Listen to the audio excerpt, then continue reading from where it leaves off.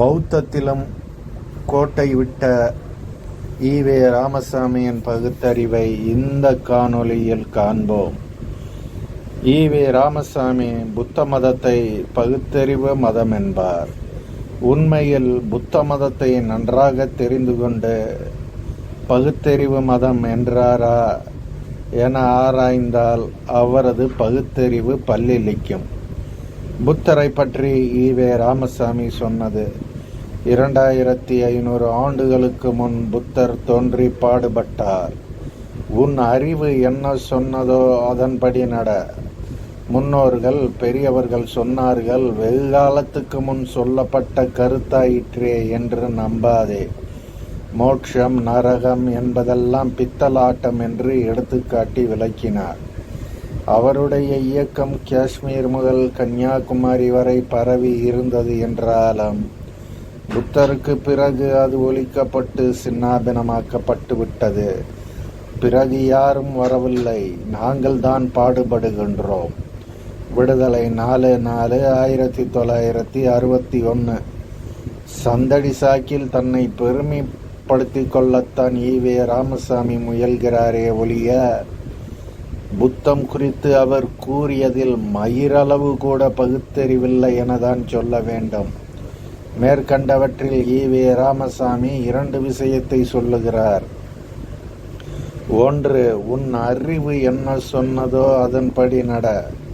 முன்னோர்கள் பெரியவர்கள் சொன்னார்கள், வெகு காலத்துக்கு முன் சொல்லப்பட்ட கருத்தாயிற்றே என்று நம்பாதே எனவும், 2. மோட்சம் நரகம் என்பதெல்லாம் பித்தலாட்டம் என்று புத்தர் எடுத்துக்காட்டினார் என்கிறார். 2 விஷயத்திலுமே ஈவே ராமசாமியின் மதங்கள் குறித்த அறிவு தெளிவின்மைதான் புலப்படுகிறது. ஈவே ராமசாமியின் இந்த அருள்வாக்கு மதுரை தியாகராயர் கல்லூரியில் 13/3/1961 நாளன்று தரப்பட்டதாம். ஒரு விஷயத்தை அரைகுறையாக தெரிந்து கொண்டு மாணவர்களிடம் அரைகுறையாக பேசியுள்ளார். உண்மையில் புத்தர் ஈவே ராமசாமி சொன்னபடி மோட்சம் நரகம் என்பதெல்லாம் பித்தலாட்டம் என்று சொன்னாரா? பௌத்தத்தை நன்றாக தெரிந்து வைத்துள்ள ஒருவரிடம் பௌத்தத்தை நன்றாக கேட்டறிந்து ஈவே ராமசாமி பேசியிருக்கலாம். காரணம், பௌத்த நரகம் என்ற ஒன்று இருப்பதை நம்புகிறது என்பதோடு பகுத்தறிவு பகவான் புத்தரே நரகம் குறித்து பேசியுள்ளார். பாவம், ஈவே ராமசாமிக்குத்தான் ஒன்றும் தெரியவில்லை. தெரிந்து கொள்ள வேண்டும் என்கிற அறிவும் இல்லை.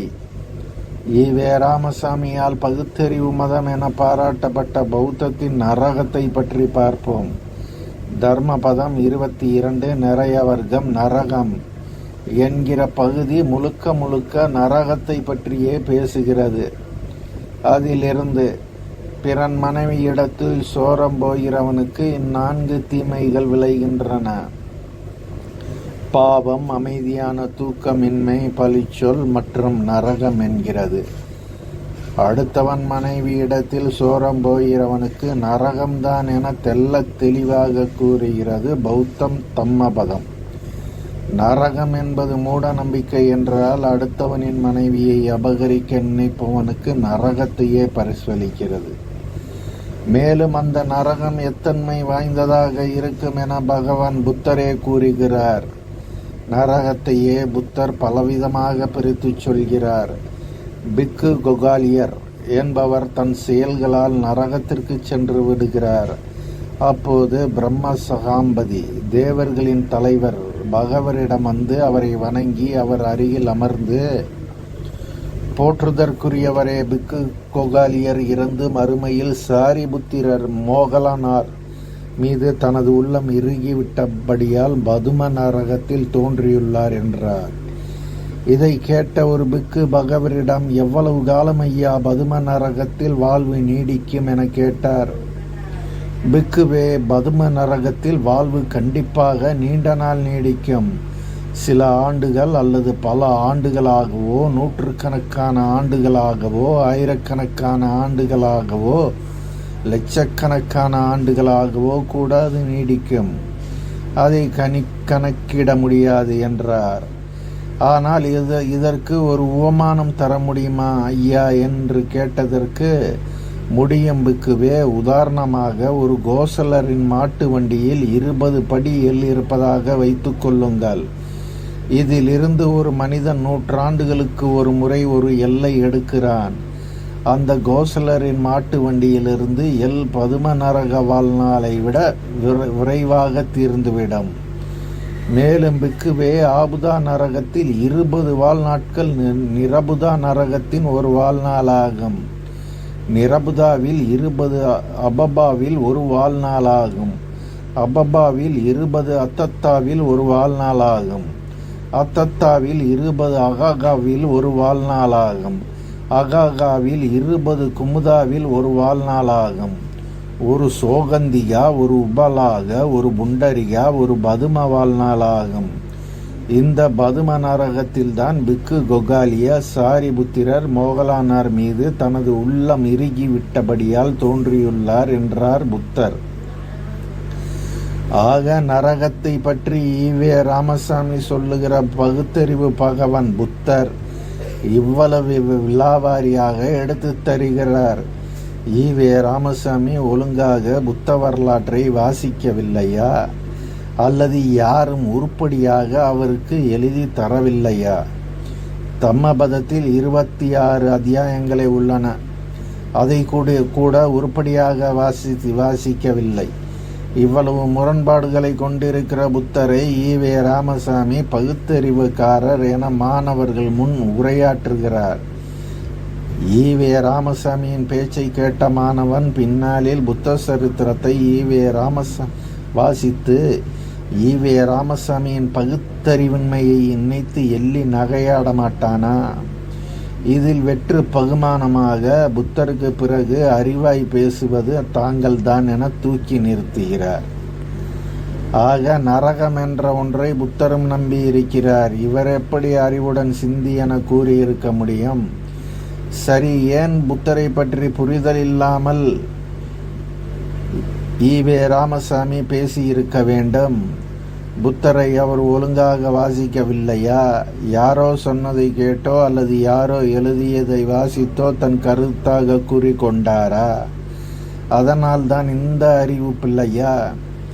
யாரோ எழுதி கொடுத்ததை வாசித்தார் அல்லது தனதாக்கி கொண்டார் என்பது அவர் மீதான இழிவான விமர்சனம் என ஈவே ராமசாமியின் விசுவாசிகள் கூறலாம். அதையும் ஆதாரத்துடனேயே சொல்லுகிறோம். கி வீரமணி எழுதியதை தனது பெயரில் போடும்படி சொன்னார் என கி வீரமணி கூறியதை விட வேறென்ன பெரிய ஆதாரம் வேண்டும்? கி வீரமணி ஈவே ராமசாமியுடனான தான் நினைவுகளை பேராசானுடன் சில நிகழ்வுகள் என்கிற தலைப்பில் எழுதி வருகிறார். அதன் 13 மற்றும் 14வது அத்தியாயங்களை 1/1/22 மற்றும் 3/1/22 தேதி விடுதலையில் சில நினைவுகளாக பகிர்ந்துள்ளார். அது கி வீரமணி எழுதிய சில கட்டுரைகளை ஈவே ராமசாமி தன் பெயர் போட்டு வெளியிட்டதாக கூறினார். அப்படி ஈவே ராமசாமி பெயரில் வெளியிட்டதற்கான காரணமாக கி வீரமணி கூறியது என்னவென்றால், தன் பெயரிலேயே வெளியிட்டு அதனால் எதிர்ப்போ வழக்கோ வந்தால் சந்திப்பது கடினம். அதே நேரம் தன் பெயரில், அதாவது ஈவே ராமசாமி பெயரில் வெளியிட்டால் எதிர்ப்போ வழக்கோ வந்தால் நான் பார்த்து கொள்ளுகிறேன் என கூறியதாக கி வீரமணி கூறியிருந்தார். ஈவே ராமசாமி பல நேரங்களில் மிக கேவலமாக முரண்பட்டது பிறர் எழுதியதை தன் பெயரில் போட்டுக்கொண்டதாலா என்கிற கேள்வி நம் மனதில் எழுந்தால் தவறு இருக்காதே. கி வீரமணியிடம் மட்டும் இது நிகழ்ந்ததா அல்லது பிறரிடமும் இந்த வேலை நடந்ததா என்கிற சந்தேகம் வந்தால் அதில் பிழையொன்றும் இராதே. கி வீரமணி ஒன்றை பிழையாகவோ அல்லது முட்டாள்தனமாகவோ ஒன்றை எழுதி அதில் ஈவே ராமசாமி பெயர் போடப்பட்டிருந்தால் ஈவே ராமசாமியை தான் குற்றம் சொல்வார்கள். இப்படிதான் மோட்சம் நரகம் என்பதெல்லாம் பித்தலாட்டம் என்று புத்தர் எடுத்துக்காட்டி விளக்கினார் என ஈவே ராமசாமி கூறுவதிலும் நிகழ்ந்துள்ளது. ஈவே ராமசாமி ஒருமுறை சொன்னது, ஆசிரியர்கள் அறிவாளிகளாக இருந்தால் அல்லவா மாணவர்களே அறிவாளிகளாக்குவார்கள். மூட நம்பிக்கைக்காரர்களை ஆசிரியர்களாக்குவதால் அவர்களால் சொல்லிக் கொடுக்கப்படுகின்ற மாணவர்கள் முட்டாளாகிறார்களா இல்லையா? ஆசிரியர்களை தேர்ந்தெடுக்கும் போது பகுத்தறிவாதியாக தேர்ந்தெடுக்க வேண்டாமா? 24/12/23 நாள் விடுதலையில் ஈவே ராமசாமி கேட்டது. மேற்கண்ட புத்தர் குறித்த ஈவே ராமசாமியின் பேச்சில் இருந்து அவர்களின் பகுத்தறிவின் யோகியதை விளங்கியிருக்கும்.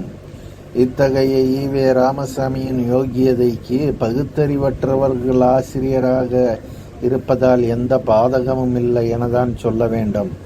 அரைகுறையாக ஒன்றை தெரிந்து கொண்டு பேசுவதற்கு எதுவுமே தெரியாமல் எதையுமே உள்ளராமல் இருப்பது மேலில்லையா?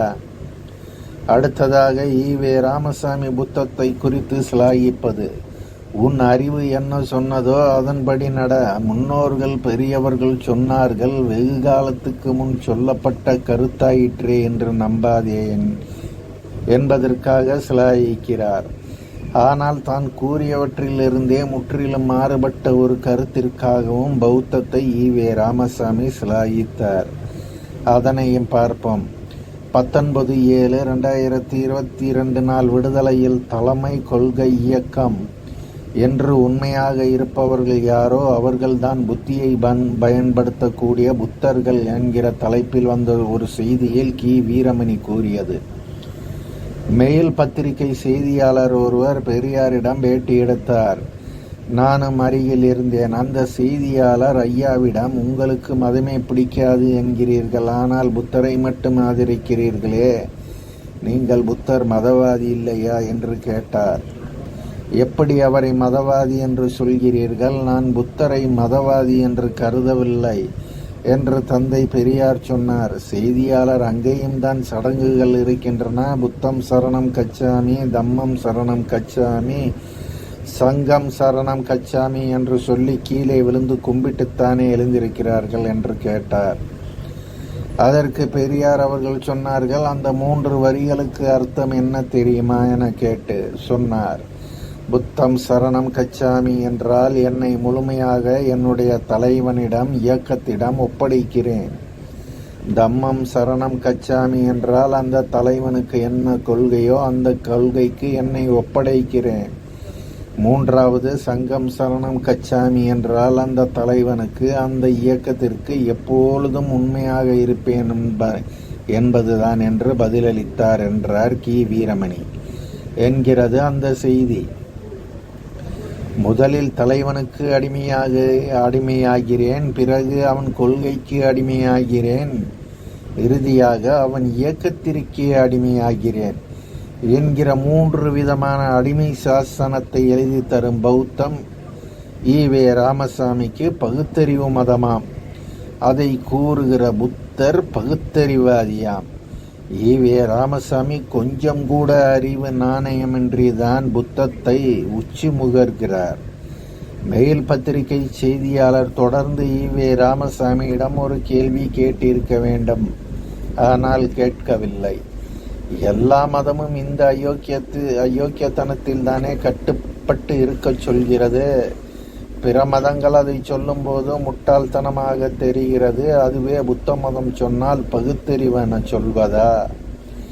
அடிமையாக இரு என சொல்வது ஒரு தத்துவமா என கேட்டிருக்க வேண்டும். கேட்டிருந்தால் ஈவே ராமசாமி நேர்மையாக பதில் சொல்லியிருப்பாரா? நீ என்ன பார்ப்பன்னா பத்திரிகையாளனா என கேட்டிருப்பார். அதை தவிர ஈவே ராமசாமிக்கு வேறொன்றும் தெரியாதே. இந்து மதத்திற்கு போட்டியாக ஒரு மதத்தை கட்டி கொண்டு ஆள வேண்டும் என ஈவே ராமசாமி நினைத்திருக்கிறார். பகுத்தறிவாதியான தனக்கு எதற்கு ஒரு மதம், நாமேன் எந்த மத பகவனுக்கும் வக்காலத்து வாங்க வேண்டும் என்று நினைக்கவில்லை. விளைவு அவரது பகுத்தறிவுதான் சந்தி சிரிக்கிறது.